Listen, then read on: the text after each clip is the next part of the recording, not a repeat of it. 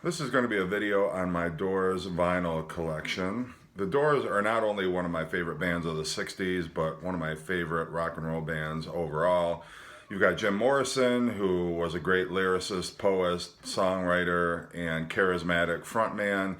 You've got Ray Manzarek, who was such a wizard on the keyboards. He was classically trained, he was jazz trained, and he added so much to the Doors just through the texture that he lent with the keyboards, and just the way that he held the rhythm section together, playing both keyboards and bass because the Doors didn't have a bass player. And then you had Robbie Krieger, who was on guitar, one of the most underrated and understated guitarists in rock. And he was not only just a great guitarist, but he also was a songwriter and penned some of the Doors' most popular songs, like Light My Fire and Love Her Madly, to name just a couple. And then John Densmore on the drums, who was also classically trained and added some jazz rhythm and textures to the Doors sound. So as an ensemble, they really could not be beat. And there's never been any band who really came close to the Doors sound since Jim Morrison passed away.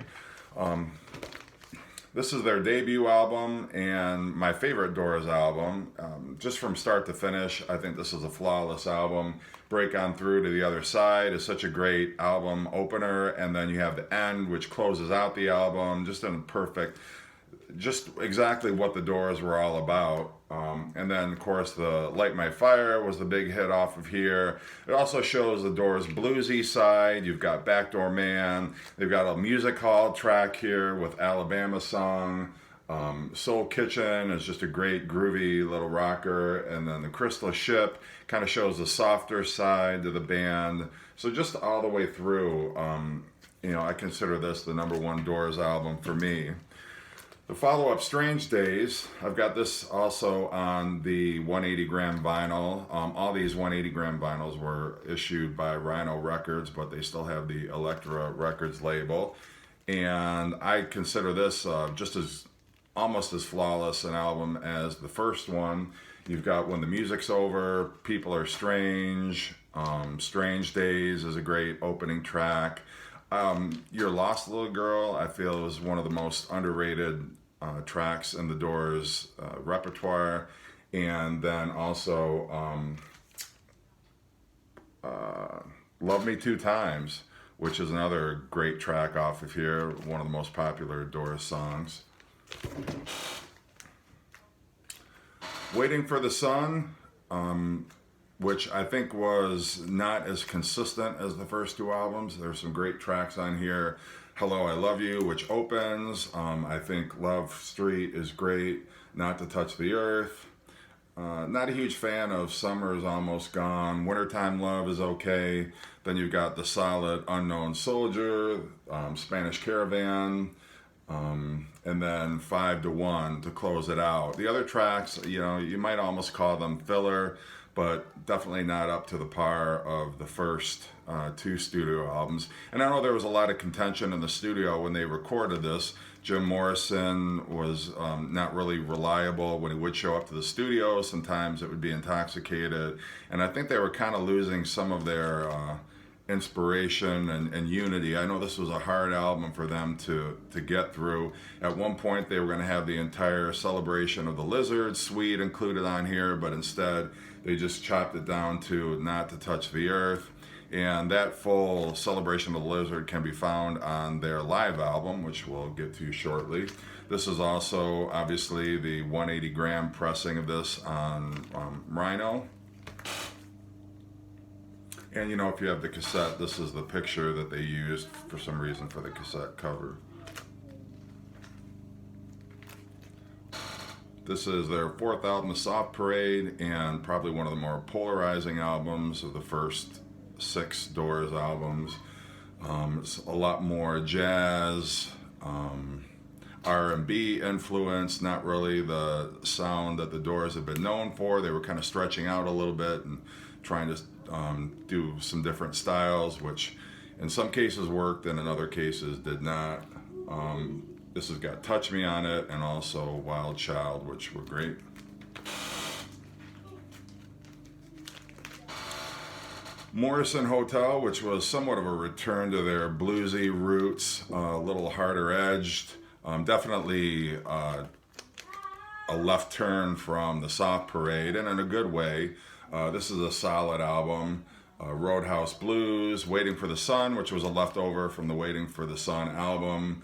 You Make Me Real is a great piano-based rocker. You got the Peace Frog right into Blue Sunday, which is a great pairing there. Land Ho, The Spy, Maggie McGill, which sort of pointed the way to the next album. This is also a Rhino 180 gram repressing. And this was the only Doors live album which was released during their lifetime as a band.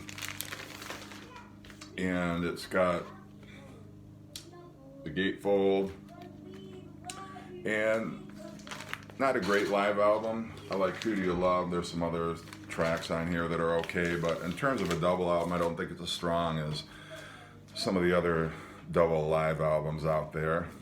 This is a reissue from either the 70s or the 80s.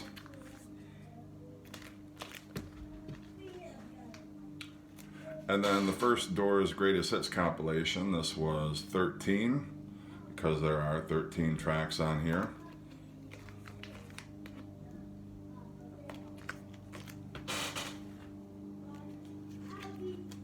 And then another great Doors album, their last one before Jim Morrison passed away.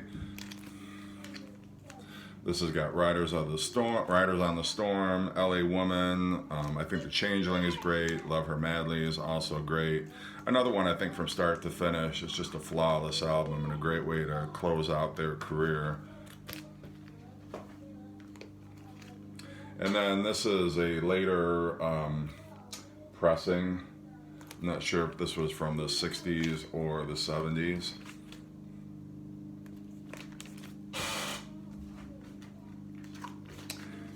And then the first Doors double album compilation is called Weird Scenes Inside the Gold Mine. And this is notable because it includes a couple tracks that had never been released on an album before for the Doors, which would be Who Scared You and You Need Meat, Don't Go No Further, which has Ray Manzarek on lead vocals. And it's got their most popular tracks, but also a couple of deep cuts here as well.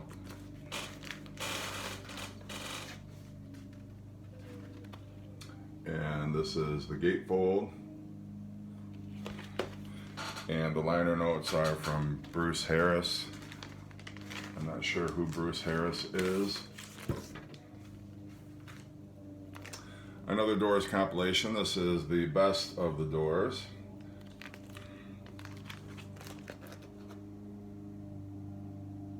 Just a single disc.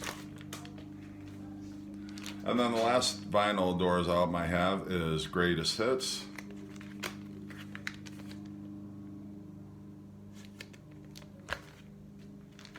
And all these on Elektra Records label.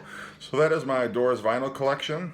And again, if you have any comments or if there's anything that you know about these albums that I forgot to mention, I'd appreciate any comments you might have. Hope everybody's doing well and staying safe, and have a great day.